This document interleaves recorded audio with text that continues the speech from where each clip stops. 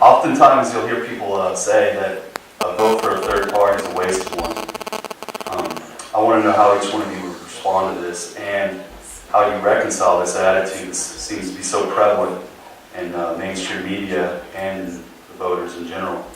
Also, if any of you have any special way of getting media attention or some unique way of going about it, you can elaborate on that as well too. Thanks. Mr. Tidwell. Well, that was the very first question I was ever asked when I announced my candidacy for governor. Why was I running as a third-party candidate? Well, I came to realize that it was a ethics and a moral issue for me. I found out what it was that I stood for and what I believed in. And if I was going to be a candidate and run on those morals and those ethics and those issues, then that's what I got to do. And I don't care if I'm wasting my time as a third-party candidate. This is what I believe in. It's what I stand for. And if it happens to hurt other parties, then maybe they should have looked my way, taken some of my viewpoints into consideration.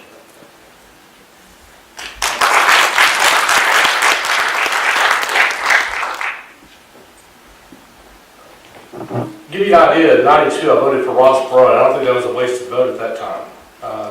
Perot had an enormous effect with his 19% on politics for the next 4 years. Even with a loss, he had an effect on politics. So there's an opportunity, even in a loss, to influence things.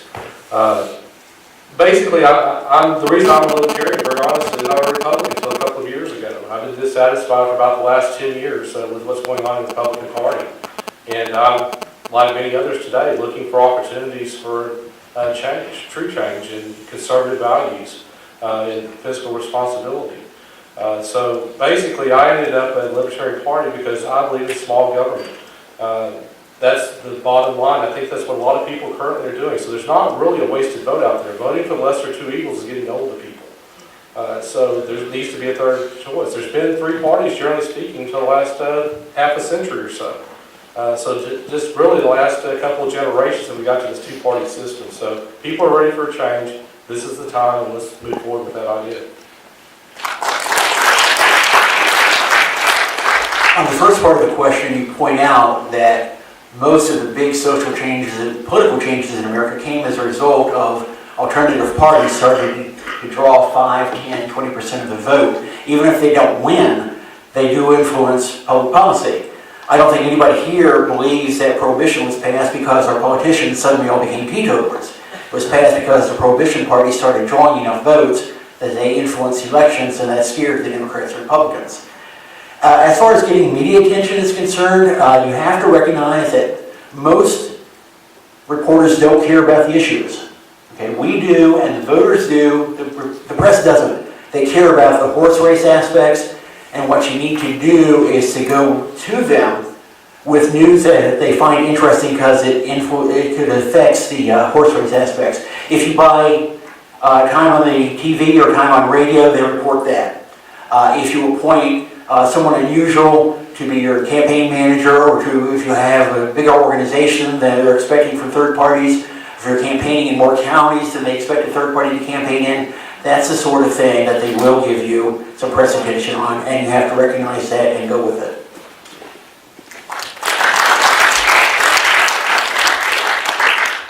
I think the level of disgust with either of two major parties has never been higher. The Tea Party movement is testament to that. That's just a loose coalition of people, some libertarians, some who never thought about politics before, but they are drawn to the ideas of liberty because now they have to pay attention, and they are. So I think things can be different now. If a libertarian candidate draws enough support and enough votes to make a difference in a major election, such as for governor, I think that's good. They should, if that many people are interested in these ideas, then they should have gone to that, those concerns, addressed them, and maybe they could have got their votes, and maybe they will next time. But I think liberty is hot. Liberty is selling, And we haven't sold it all that well in the past. We've allowed ourselves to be mislabeled and misbranded, but now we have an opportunity with a new face and a new approach to introduce liberty to more people.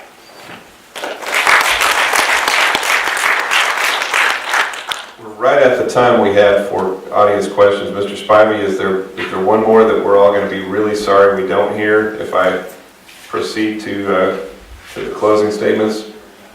One more?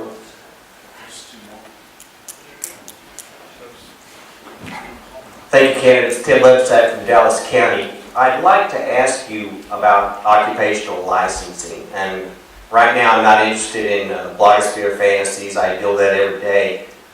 Imagine that you are the governor. You're sitting in the big chair. What can you do? What will you do?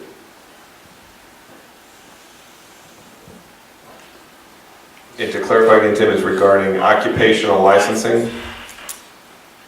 Mr. Nichols. Basically, as the governor of Texas, you have the bully pulpit. That's really, you need to use that. You need to be calling things out for what they are. People really do want to hear what's going on in government, and they want to know who's perpetuating these problems. So basically, as a governor, I think that's one of the things that you really need to be aware of, is that you are going to go out and you're going to seek and find the problems government here and expose those.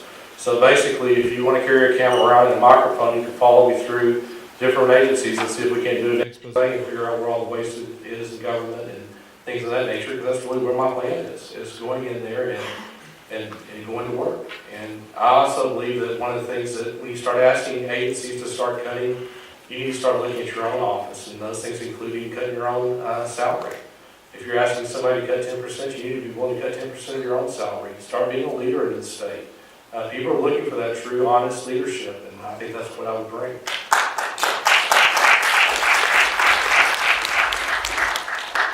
First of all, you appoint people to those agencies who have a bias in favor of individual rights and against regulation and requiring government's permission to make an honest living. Secondly, we have something in place already. You were talking about the libertarian blogosphere, but we have something in place already to work to reduce regulation in order to reduce those agencies. It's the Texas Sunset Act. We just need to be more aggressive in using it.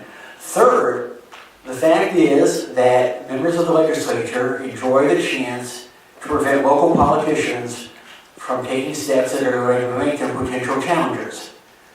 We need to have laws restricting the ability of local governments to require those licensing laws, and I think there's a good chance to get it through the legislature because, again, they enjoy the opportunity to do something to stymie politicians at the local level.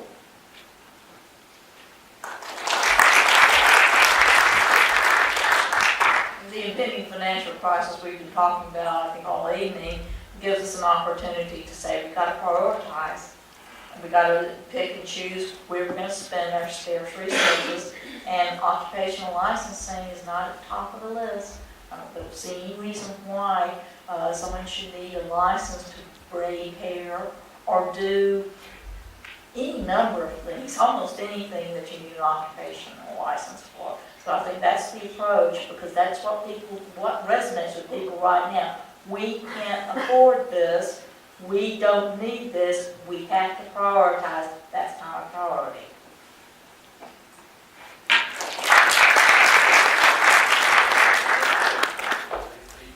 Well, that is our philosophy as the Libertarian Party, and as my philosophy as governor, is less government. We want these people, we want the government out of our lives. We don't want them creating more regulations and more requirements and more fees and more this and more that, just so we can do our job. We want them completely out of it. And as for myself, it's an overarching attitude. I mentioned this earlier in our previous questions about the transportation. You know, I would be reaching out to the citizens because I want to hear about this. If I'm the governor, I want to know about it. I want to know what the citizens are feeling so that I can go to the senators and the representatives and work with them to make sure that they stay out of your lives.